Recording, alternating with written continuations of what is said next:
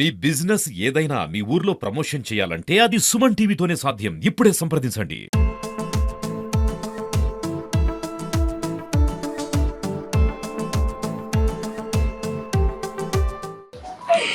అయ్యో బాబు, నా కొడుకు నువ్వు చచ్చి మళ్ళీ బతికించయ్యా. నేను అదే కోరుకుంటున్నదా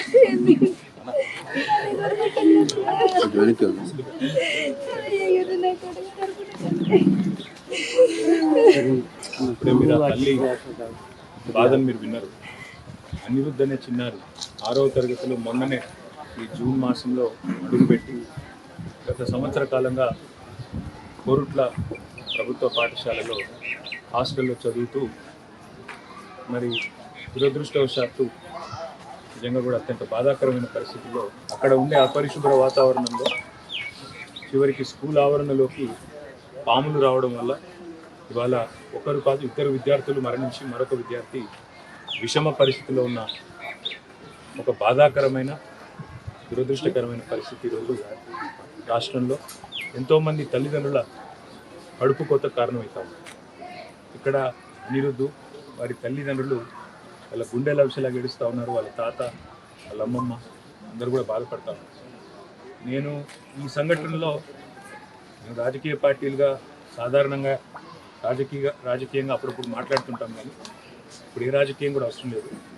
గౌరవ పెద్దలు రాష్ట్ర ముఖ్యమంత్రి గారికి, రాష్ట్రంలో ఉండే మంత్రివర్గానికి మనందరికీ పిల్లలు ఉన్నారు, మనందరికీ కూడా కుటుంబ సభ్యులు ఉన్నారు.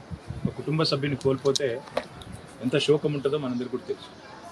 నేను మనస్ఫూర్తిగా ప్రార్థించేది, గత కొద్ది కాలంగా సంక్షేమ హాస్టళ్ళు, గత కొద్ది కాలంగా సంక్షేమ వసతి గృహాలు ఏవైతున్నాయో వాటి ఆలన పాలన చూసుకుంటూ లేకుండా పోయింది.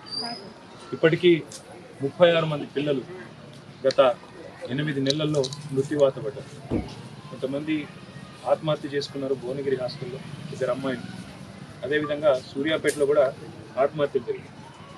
అదే మాదిరిగా ఇట్లా దురదృష్టవశాత్తు పాము కాట్లు, కల్తీ ఆహారం, ఇన్ని రకాల సంఘటనలు జరగడం అనేది నిజంగా కూడా బాధాకరం.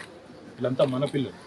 ఎందుకంటే ఒక తల్లి కానీ తండ్రి కానీ తన బిడ్డను ఒక హాస్టల్లో వేస్తే ఏమనుకుంటుందంటే అక్కడ ఉండే టీచర్లు కానీ అక్కడ ఉండే ప్రభుత్వ అధికారులు కానీ తామే తల్లి తండ్రిగా వాళ్ళని కాపాడుకుంటారని అనుకునే నమ్ముతాం.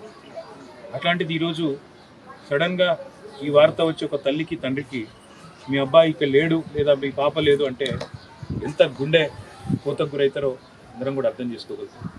కేవలం చావులే కాదు, దాదాపు 500 మంది పిల్లలు హాస్పిటల్లో పడ్డారు. ఈ విషాహారం తినడం వల్ల, కల్తీ ఆహారం తినడం వల్ల, అక్కడ ఉండే భోజనం నాణ్యత లేకపోవడం వల్ల. దయచేసి నేను ప్రభుత్వాన్ని కోరుతా ఉన్నా, గతంలో పేద పిల్లలు బాగుండాలి, ఎస్సీ కావచ్చు, ఎస్టీ కావచ్చు, బీసీ కావచ్చు, మైనారిటీ కావచ్చు, అగ్రకులాల్లో ఉండే పేదలు కావచ్చు, వాళ్ళు రెడ్లు కావచ్చు, ఇంకోటి కావచ్చు, ఎవరైనా సరే పిల్లలు బాగుండాలి, ఆ పిల్లలు మంచిగా చదువుకోవాలి, ప్రపంచంతో పోటీపడే పౌరులుగా తయారు కావాలన్న ఉద్దేశంతో 1000 గురుకుల పాఠశాలను మన రాష్ట్రంలో పెట్టుకున్నాం. వాటిని జూనియర్ కాలేజీలుగా అప్గ్రేడ్ చేసుకున్నాం. తర్వాత భవిష్యత్తులో వాటిని డిగ్రీ కాలేజీలు కూడా చేసి అవసరమైతే కేజీ నుంచి పీజీ దాకా ప్రభుత్వమే తల్లిదండ్రుల లెక్క ఈ లక్షలాది మంది పిల్లల బాధ్యత తీసుకోవాలని చెప్పి ఒక బాధ్యతతో ఆలోచన చేసే ఈ నిర్ణయం తీసుకున్నాం. కానీ దయచేసి ప్రభుత్వాన్ని కోరేది, మీరు పట్టించుకోండి.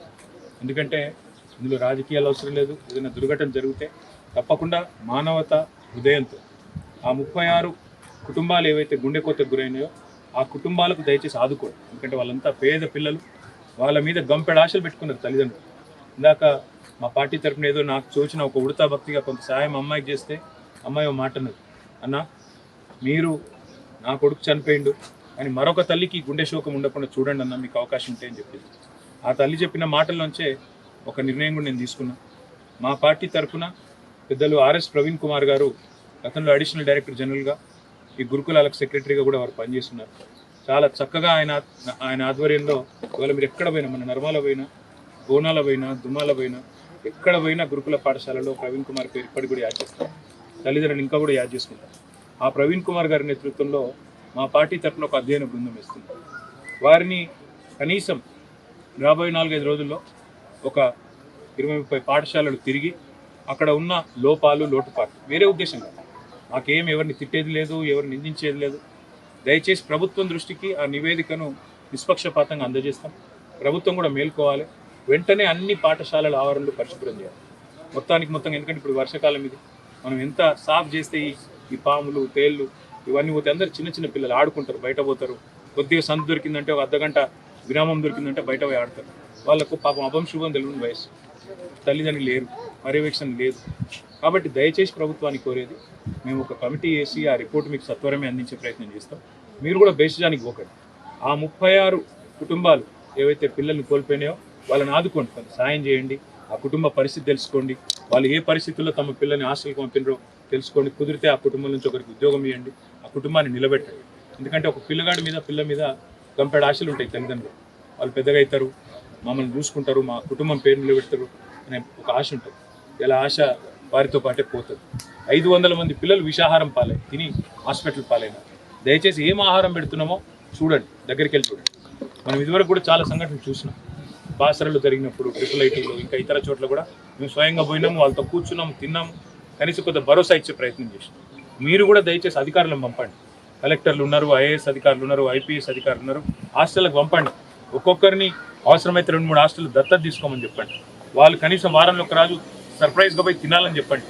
అట్లా చెప్పినట్టయితే ఏమైందంటే పిల్లల ఆహారం విషయంలో ఎవరైనా పిచ్చి చేస్తుంటే వాళ్ళు కూడా ఒళ్ళు దగ్గర పెట్టుకొని ప్రవర్తించే అవకాశం.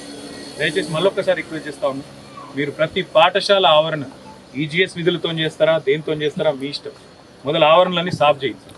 ఈ పాములు తేళ్ళు ఇంకా ఇతరత్ర ఏమన్నా ఇబ్బందికరమైన పరిస్థితులు ఆడాడ తెలియకుండా ఏమైనా బాటిల్ వలిగి ఉన్నా ఇంకోటైనా పిల్లలకు రకరకాలుగా ఇబ్బందులు తలెత్తే ప్రమాదం ఉంటుంది. ఈ పిల్లలు మన పిల్లలు. ఈ ప్రభుత్వ హాస్టళ్లలో చదువుతున్న 6.5 లక్షల మంది బిడ్డలకు ప్రభుత్వమే తల్లి తండ్రిగా ఉండాలి. ఖచ్చితంగా ప్రభుత్వమే బాధ్యత తీసుకోవాలి. మిమ్మల్ని నమ్మి మీ దగ్గర పిల్లల్ని పెడితే ఈ కడుపు శోకం మిగిల్చే పరిస్థితి ఉన్నదో ఈ పరిస్థితి వెంటనే పోవాలని చెప్పి నేను రాష్ట్ర ప్రభుత్వాన్ని, చీఫ్ సెక్రటరీ గారిని, రాష్ట్ర ముఖ్యమంత్రి గారిని కోరుతూ మా పార్టీ తరఫున పెద్దలు RS ప్రవీణ్ కుమార్ గారి నేతృత్వంలో ఒక కమిటీ వేసి ఆ కమిటీ ద్వారా కూడా కొన్ని సూచనలు చేస్తాం, నిర్మాణాత్మకమైన సూచనలు. నేను ఎవ్వరి మీద కూడా విమర్శ చేయదలుచుకోలేదు. కేవలం ప్రభుత్వం ఈ బాధాకరమైన పరిస్థితి మాత్రం గమనించి వెంటనే ఇబ్బందికరమైన పరిస్థితి అవుతుందో దీన్ని తొలగించే ప్రయత్నం చేయాలని చెప్పి నేను ప్రభుత్వాన్ని హృదయపూర్వకంగా కోరుతూ, పాత్రికేయ మిత్రులకు కూడా ఒక ప్రార్థన, దయచేసి ఎక్కడన్నా మన నియోజకవర్గంలో కావచ్చు, మన జిల్లాలో కావచ్చు, ఎక్కడన్నా ఇట్లాంటి సమస్యలు ఉంటే ఇందులో కూడా బేసిజమే అవసరం లేదు.